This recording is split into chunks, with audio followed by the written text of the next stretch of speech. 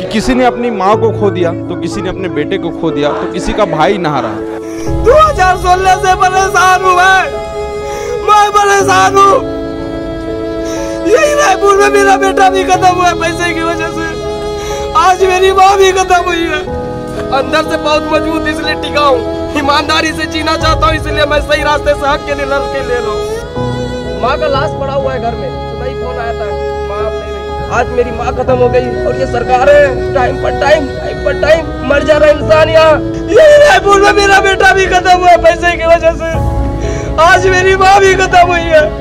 क्या बोलते हैं आप लोग? अंदर से बहुत मजबूत इसलिए टिका हूँ, मैं वही लड़का हूँ जिसका बेटा खोया। आज मेरी माँ चली गई है, मैं यहाँ बड़ा हूँ, मेरी माँ वहाँ पड़ी है।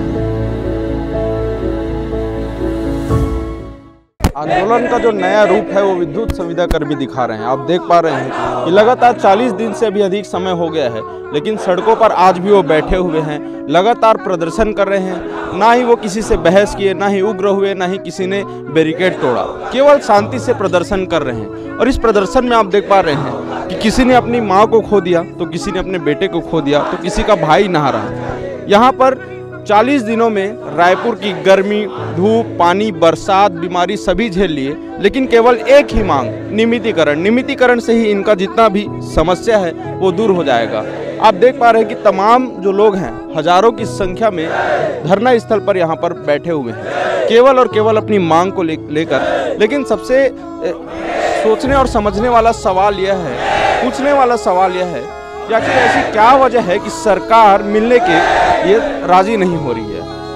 यहाँ पर पिछले 40 दिनों में 40 प्रकार से भी अधिक धरना हो गए, चाहे वो स्वास्थ्य कर्मियों का हो, चाहे वो वन विभाग का हो, चाहे वो आंगनबाड़ी का हो।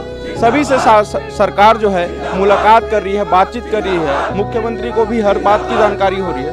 लेकिन यहाँ पर विद्युत संविदा कर्मियों की मांग में ऐसी क्या बड़ी जो बात है जो सरकार मिलने तक को तैयार नहीं है? सीधे बात करेंगे, समझानेंगे।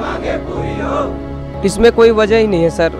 इसमें देखिए क्या है, एक स्वतंत्र प्रभार है जहाँ पर जो है राजस्व को कोई कमी नहीं रहता है। राजस्व तो हम लोग ला के देते ही हैं। जैसा कि आज 44 दिन से हम लोग जो धरना पर हैं, आज मेरी माँ देहांत हो गई है, जिनके बीच मैं नहीं हूँ।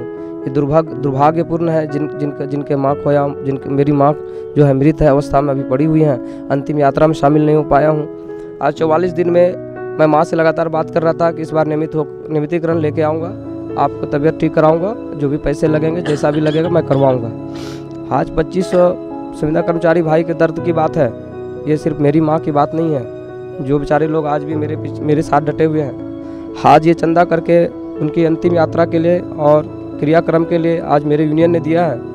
मैं जो भी चीज़ें हैं मैं उनके लिए लेके ज़रूर जाऊंगा। सबसे पहला चीज़ आता है कि इसमें कोई कमी नहीं है नियमितीकरण का।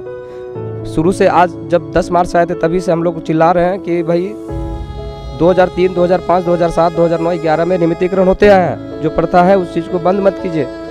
लेकिन हमारे जो विद्युत मंडल के अधिकारी, शासन प्रशासन के अधिकारी हैं, वो गलत जानकारी हमारे माननीय ऊर्जा मंत्री जी को दिया गया, जिसके कारण से हमें लेट लतीफ़ी हो रहा है। अगर वो सही जानकारी दे दें कि यहाँ वाकई इनके बिना काम प्रभावित हो रहा है, राजस्व के नुकसान हो रहा है, जो आम जनता है परेशान है, और हम लोग बैठे हैं आज मानव जनजाति सब, हम लोग कोई भाई खो रहा है, कोई अपनी माँ को खो रहा है। ये सब चीज़ को देखना चाहिए आज काका को। मुझे भरोसा है शासन प्रशासन पर और सरकार पर भी भरोसा है। बहुत अच्छे काम कर रहे हैं, बहुत अच्छी अच्छी योजनाएं चला रहे हैं।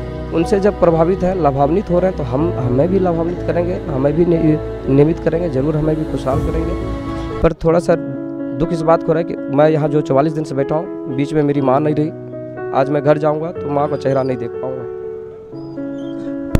ये जो तकलीफ़ है वो सामने स्पष्ट नज़र आ रही है कि किस प्रकार से जो लोग हैं यहाँ पर धरने पर बैठे हुए हैं, कौन से जो तमाम प्रकार की जो तकलीफ़ें हैं उसको झेल रहे हैं। लेकिन केवल इनका एक ही उद्देश्य है कि इनकी जो मांग है वो पूरी हो जानी चाहिए। मांग पूरी होने से केवल किसी एक व्यक्ति का लाभ नहीं होगा, ना ही सरकार का कोई नुकसान होगा, इनका कहना है। लेकिन मांग पूरा अगर हो जाता है तो हज़ारों लोगों के जो जितने भी 2500 संविदा कर्मी मेरे पीछे नज़र आ रहे हैं, इनका सपना पूरा होगा कि कोई अपने बेटे को पाल सकता है, पढ़ाई करा सकता है, कोई अपनी माँ का इलाज करा सकता है।